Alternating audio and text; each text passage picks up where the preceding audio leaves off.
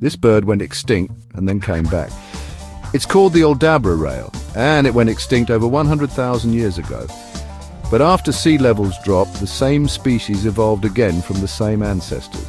Same island, same bird. Nature did a copy-paste. Scientists call it iterative evolution. It's the only known case of an animal going extinct and returning naturally. You stayed, you learned. Welcome to the club.